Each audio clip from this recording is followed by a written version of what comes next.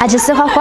จุดปากกว่าเนี่ยโมจูซื้อนี่สโลยามาไปกว่าชิ้นเนี่ยมางาโลที่กว่ามาสบีจันนุจับรู้อีไผ่มาบุเดอตินันนี่จงาโล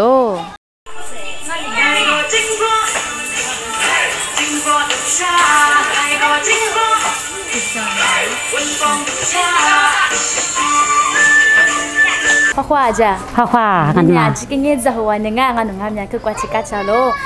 แต่วันเนี่ยอาจจะเดี๋ยวมาขายบีอาจจะมีแต่มีเป็นหม้อดูเลยที่มาเลยมาซื้อนี่นี่ดีกว่าสิเดี๋ยวมาได้ไงเป็นหม้อดูเลยงาเดี๋ยวมาขายเนี่ยจะปงชากงงาเดี๋ยวมาขายนะงามีเนี่ยดอกโคชิมีงงานะแต่กว่าลาดเนี่ยจันโนเกตเลมูจูจะสู้จัดมามันมีจุดเนี่ยตเลน้ำก็มาพูดเนี่ยแต่กว่าจันโนจะเตะเสกกว่าเราชิงว่านี่ที่ลิงลี่อยู่จามือพูดทุกคนเนี่ยมาพูดเนี่ยอยู่จามือวันนี้เลยที่โคลิที่โคอามีกว่าเชื่อซื้อแล้วมาได้ไงมีอาจจะเป็นหม้อดูเลยไง我呢有咱人家是你嘛手嘛搞到个妈妈不你妈怕你的妈个啦呢，天天那天热里，他个那地做那地做事大有你夸可是的着。你就讲你天男人的嘛等你，啊这里头里婆妈个啦，人家可啥么啊，就等个。可啥么啊？那这个。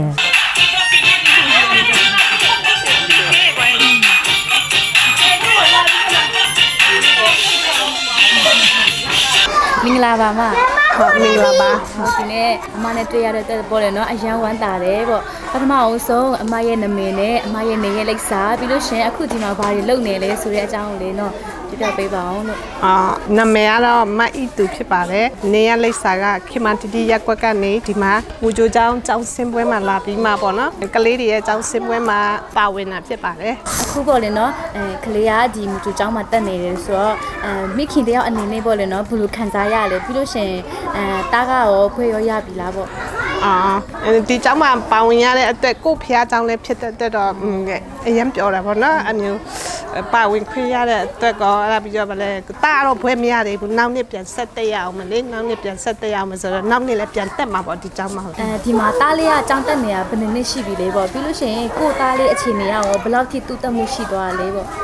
တက်တာတော့ဒီနှစ်ကပထမနှစ်ပေါ့နော်ဒီနှစ်ကပထမနှစ်ဆိုတော့မျိုးလေဝါလုံးတော့မရေးတက်ဘူးခုဒီကျောင်းမှာလာရေးတော့ဝါလုံးတွေကကြီးတွေတော့ရေးတက်ပြီနောက်နှစ်ဆိုတော့ဒီထက်မကအများကြီးတိုးတက်တော့မယ်ပေါ့ဒီနှစ်ကပထမနှစ်ဆိုတော့နည်းနည်းပါတော့ရပြီပေါ့ဆရာမလည်းတော်ပါလေဆရာမတွေကအသေးစိတ်ကအစစိတ်ရှိရှိနဲ့တင်ပေးတယ်ဆရာမတွေကိုလည်းကျေးဇူးများကြီးတင်တယ်ကျေးဇူးများကြီးတင်တယ်စိတ်ရှိတဲ့အတွက်ကလေးတွေကငယ်သေးတဲ့ဥစ္စာကိုစိတ်ရှိရှိနဲ့အရန်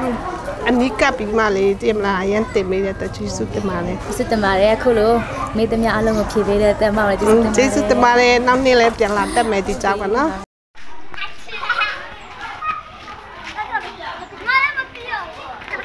အလီကပဒါရဲ့ယူဇာမှုကယူကအဒီကချာလာတောင်းလာတယ်ဒီတဲ့ယူအခမျိုးလေးဟာစမငါတို့လေးဟာကိုတူနီဒီနေ့မှချစ်တက်လာဒီနေ့မှချစ်တူတက်လာမှာဘူးဘာယူအခစစ်တူဟာဘူးတခုညကိုပါရတီမှာစတာအော်ဒါအမညာလေးစလာအမနီတူဒီခုလို့အမနီတူဒီတူနေတာတူလေးဆိုကပြောအမညာလေးတပ်တာဒီမမလေးကချင်မှာကဘူးမလေးနဲ့မငါတူနေတာတူလေးနေရာမှုတူနေကိုရောဆိုဘိုးလေးဘူးကိုရောအလေကကြီးကပဲကလေးအကြီးကိုရောအနေအဝတ်တကူကိုပါရရှိမှာစတာအော်ဒါအမလေးကြီးကြီးကတိုးတက်လာမှာဘူးဒီဆိုမှုတယောက်အနေနဲ့ခက်ဒီမှာစားပြီးချက်လဲမင်္ဂလာပါကျမကအိုက်တာအင်ကွန်ပလီဆန်လို့ခေါ်ပါရရှင်ကျမကဒီမှာကျမတောင်းထမ်းဆောင်တာခါကြတော့ကျမက2018-19ပေါ့နော်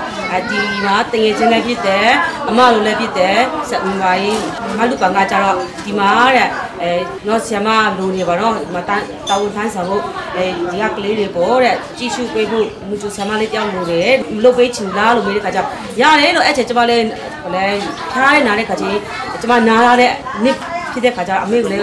တိုင်ပြီးကြည့်တော့ရတယ်တဲ့သမီးတဲ့ဘာသာရေးအလုပ်ဆိုရင်တဲ့အမေတဲ့ဘယ်နေရာပဲဘလောက်ပဲဝေးဝေးပေါ့နော်အမေစိတ်ချတယ်ဘာသာရေးတော့စိတ်ချတယ်သမီးစိတ်ပါရင်စလို့ဆိုစိတ်ပါတာပေါ့ကျမကဒီမူချိုအလုပ်ဆိုရင်ကျမကစွာတာဒါပေမဲ့ကလေးကိုအရင်ချစ်တတ်တယ်ကျမကဝဒနာပါလို့ကိုကျမကဒီလက်မှတ်ကိုမရအောင်စစ်စားတယ်ကျမပူဇာမကိုကျမဒီလက်မယူမဖောက်တောင်းတာ2018-19နှစ်ကတည်းကဒီနေ့ဒီအချိန်ထိလုပ်ခဲ့ပါတယ်လို့ဒုတိယနေ့ကြားတဲ့ခါကျတော့2018-19 ပြောချင်20-21ကြတော့ကျမတို့ကအကြောင်းကဒီကိုဗစ်ကာလလေးမှာကျမတရင်နားထားတယ် တနေ့နားထားကကျွန်မလည်းစိတ်တော့မကောင်းဘူးဒါပေမဲ့ပြန်ဖွင့်တော့မဟေးဆိုတော့2021 20စာတင်နေ့မှာကျတော့ဇွန်လတလပဲကျွန်မတို့တက်လက်ရတယ်တက်လက်ရတဲ့ခါကျရင်ဒီကိုပိကဒုတိယလိုင်းကပြန်ဖြစ်လာတယ်ဆိုတော့ကျောင်းပိတ်ဆိုကျောင်းပိတ်တဲ့ခါကျတော့ကျွန်တော်တို့က4လပြန်နားလဲရတယ်4လပြန်နားလဲရဆိုတော့နိုဝင်ဘာလ10ရက်ကနေကျွန်တော်တို့ပြန်ဖြစ်တယ်17လပိုင်း10ရက်နဲ့ပြန်ဖြစ်ဒီနေ့ဒီအချိန်ကြီးပေါ့အဲ့ဆိုရင်ကျွန်မဒီမှာထမ်းဆောင်နေတော့ဟိုနားသားလေးနဲ့ပါလို့ဆိုကျွန်တော်တို့3နှစ်ပေါ့နော်3နှစ်ထမ်းဆောင်လာပါလို့ဘယ်လိုမျိုးအားရမှုကျေနပ်မှုရှိလဲတိုးလေးတိုးတက်လာပါတယ်ကျွန်မ2018 19ဒီမှာစစချင်းဆိုဒီလိုမျိုးလည်းမဟုတ်ဘူးဒီမှာတာဝန်ထမ်းဆောင်တဲ့တာဝန်ခံဓမ္မဆရာရဲ့နေအိမ်လေးဖြစ်ပါလေလို့ဒီမှာကျတော့ဒီလိုမျိုးပုံစံလည်းမဟုတ်ဘူးတင်းလေးရပါတင်းလေးဒါပေမဲ့ကျွန်မစိတ်ပါခါဒီကပဲကျွန်မကလီစုစကားလည်းမတတ်ဘူးနားမလည်ပါဘူးလို့ရိုဝမ်စကားလည်းနားမလည်ဘူးဖာမရာကလည်းကျွန်မမတတ်ဘူးပေါ့နော်ကျွန်မနားလေကဟိုလေအင်္ဂလိပ်စကားခုနတတ်နားလေတယ်ဗမာစကားတတ်တဲ့ကချင်စကားဒါနဲ့ပဲကျွန်မကကလေးဒီလူမှုထားလို့ကိုကျွန်မလုပ်ပါတယ်လို့တော့ဒီမှာကျွန်မငိုချင်းစိတ်ပေါက်တယ်ဒီမှာကျွန်မကူရဲ့ဆမတူနေတာလည်းရှိပါတယ်အခုလည်းအရန်ကျေးဇူးတင်တယ်ကျွန်မဒီအတန်ကြားရည်သူလည်းကြည့်ရှုမိသူလည်းဝမ်းတာမှာပါလို့အရန်လည်းအဲ့ချိန်ကျွန်မလည်းစိတ်လေးမကောင်းဘူးဝမ်းနေနေတယ်ဒါပေမဲ့ကျွန်မပြောလဲပြောတယ်ဘာဖြစ်လို့ဆိုတော့ကျွန်မကိုစိတ်ရှင်တယ်သူကကျွန်မနားမှာပူပေးတယ်ဆမတူနေတာဆိုတော့ကျွန်မအခုချိန်ကြီးသူ့ကိုလည်းအရန်မှတောင်းတာတယ်လို့သူကကလေးအမေလေးတိတဲ့ခါကျတော့သူကဘာဖြစ်လဲဆိုတော့သူကလီစုစကားနားလေတယ်ရိုစကားလည်းနားလေတယ်သူကကချင်စကားနားမလဲဘူးကျွန်မလည်းနှစ်တွဲတဲ့ခါကျသူကကချင်စကားနားလေတယ်အဲ့ချိန်ကျွန်မလီစုစကားနည်းနားလေတယ်ရိုစကားနားလေသူကျေးဇူးနဲ့ပြီးဒီကကလေးအစားချင်းတော့ဘာလို့တမမသိဘူးရအခုဆိုရင်ကလေးတွေအရန်တော်တယ်စာရောအဘက်ဘက်ဆိုပေါ့နော်ကလေးတွေအရန်တော်လာတယ်လို့တော်လို့တော့ဆမတို့မှာကြောက်လာရတဲ့အဆင့်ဖြစ်သွားတာလေ